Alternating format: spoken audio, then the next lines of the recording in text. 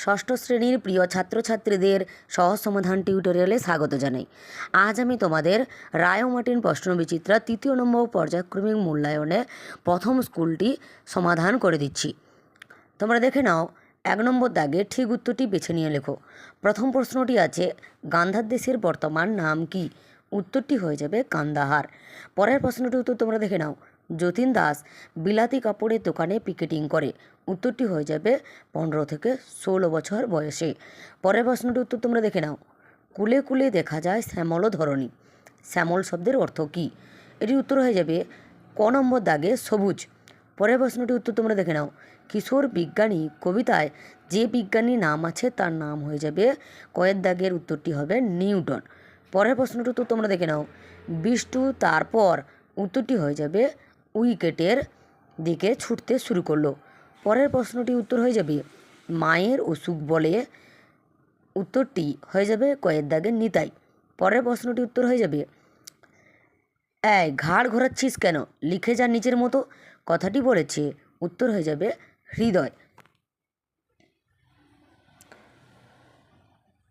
পরের ২-এর দাগের প্রশ্নটির উত্তর তোমরা দেখে নাও, নিচের প্রশ্নগুলির উত্তর নিজের ভাষায় লেখো, যে কোনো ৬টি। প্রথম প্রশ্নটির উত্তর তোমরা দেখে নাও, বিপ্লবী যতীন দাসের শবযাত্রার কত মানুষ সামিল হন? উত্তরটি হয়ে যাবে প্রায় ৫ লক্ষ মানুষ সামিল হয়েছিল। পরের প্রশ্নটি তোমরা দেখে নাও, মোনাদা মাথায় হাত দিয়ে বসে পড়লেন কেন? উত্তরটি হয়ে যাবে সিসিএইচ প্রথম ব্যাট করে ১৪ রানে সব আউট হয়ে যায়, তাই মোনাদা মাথায় হাত দিয়ে ড্রেসিং রুমে বসে পড়ে। পরের প্রশ্নটির উত্তর তোমরা দেখে নাও, সুধীরবাবু হাবুদের ক্লাসে কী রচনা লিখতে দেন? উত্তরটি হয়ে যাবে বাংলাদেশে বর্ষাকাল। পরের প্রশ্নটি তোমরা দেখে নাও, মনে ভাবি কত প্রেম আছে তারে ঘিরে, কাকে ঘিরে প্রেম দেখা যায়? উত্তরটি হয়ে যাবে ছায়াময় গ্রামগুলিকে ঘিরে। পরের প্রশ্নটি তোমরা দেখো, কখন কিশোর মন সমুদ্রের বেলায় যেতে চায়? উত্তরটি হয়ে যাবে ছুটি পেলেই। পরের প্রশ্নটি তোমরা দেখো, শিবরাম চক্রবর্তীর পোশাকের নাম কি? উত্তরটি হয়ে যাবে চঞ্চল। এর পরের প্রশ্নটি তোমরা দেখো, প্রতাপাদিত্য কে? এটি তোমরা বাংলা সহায়িকা বইয়ের ১৫২ নম্বর পেজ থেকে উত্তরটি দেখে নেবে।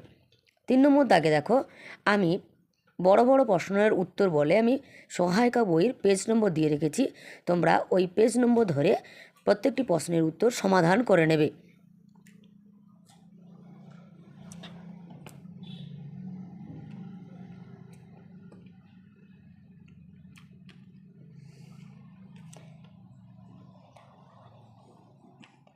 এরপরে তোমরা ৬ নম্বর দাগে দেখো, কম বেশি ৬০টি শব্দের যে কোনো একটি প্রশ্নের উত্তর লেখো। আচ্ছা, ব্যাকরণ সিং এর ভাইয়ের অকাল মৃত্যু কীভাবে হয়েছিল? উত্তরটি হয়ে যাবে বার সোপ খেয়ে। পরের প্রশ্নটি আছে, শেয়ালের মতে কচু কারা খায়? উত্তরটি হয়ে যাবে শুয়োর ও সজারু। পরের প্রশ্নের উত্তর তোমরা দেখো, কুমিরের কাছে কি অতি উপাদেয় জিনিস? উত্তরটি হয়ে যাবে কচু। এর পরের প্রশ্নটির উত্তর তোমরা দেখো, আমি ভারী অপ্রস্তুত হয়ে গেলাম। এখানে বক্তা কে? উত্তরটি হয়ে যাবে কথক। তিনি অপ্রস্তুত হয়ে গেলেন কেন? উত্তরটি হয়ে যাবে বেড়াল চন্দ্রবিন্দুর হেয়ালি না বুঝতে পারার কারণে বেড়ালটা তার দিকে তাকিয়ে ফ্যাক ফ্যাক করে বিশ্রীভাবে হাসছিল, এই কারণে তিনি অপ্রস্তুত হয়ে গেছিলেন। এরপরে দেখো, তোমাদের আমি ৭ নম্বর স্কুলের বড় প্রশ্নের পেজ নম্বর দিয়ে রেখেছি, তোমরা এই পেজ নম্বরগুলো দেখে সহায়িকা বই থেকে সমাধান করে নেবে।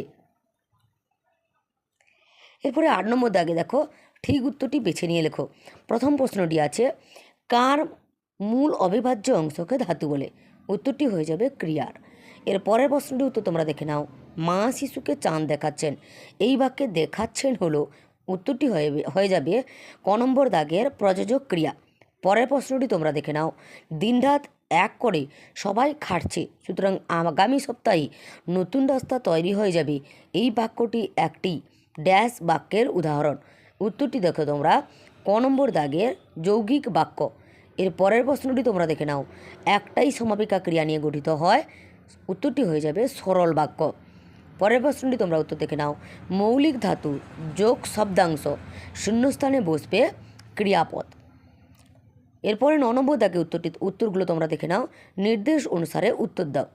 প্রথম প্রশ্নটি দেখে নাও তোমরা, সমাপিকা ক্রিয়া ও অসমাপিকা ক্রিয়ার একটি পার্থক্য লেখো। বাক্যের অর্থকে ও ভাবকে সম্পূর্ণ করে সমাপিকা ক্রিয়া। এবার অসমাপিকা ক্রিয়া কিন্তু বাক্যের ভাবকে বা অর্থকে সম্পূর্ণ করতে পারে না। এরপরেও প্রশ্নটি উত্তর তোমরা দেখে নাও, প্রযোজক ক্রিয়া কাকে বলে, উদাহরণ দাও। এটি তোমরা বাংলা সহায়িকা বই 253 নম্বর পেজ থেকে দেখে নেবে।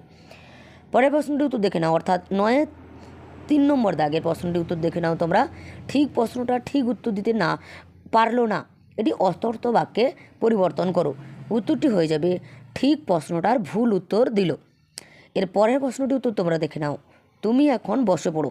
এটি নর্থক বাক্যে পরিবর্তন করো, অর্থাৎ নাবাচক বাক্যে পরিবর্তন করো। উত্তরটি হয়ে যাবে তুমি এখন দাঁড়িয়ে থাকো।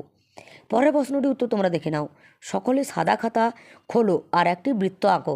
এটি সরল বাক্যে পরিবর্তন করতে হবে, অর্থাৎ সকলে সাদা খাতা খুলে একটি বৃত্ত আঁকো। ধন্যবাদ সবাইকে। তোমরা যারা আমার এই চ্যানেলটি সাবস্ক্রাইব করোনি, সাবস্ক্রাইব করে পাশে থাকা বেল আইকনটি প্রেস করে রাখো, যাতে অল নোটিফিকেশান পেতে সুবিধা হবে।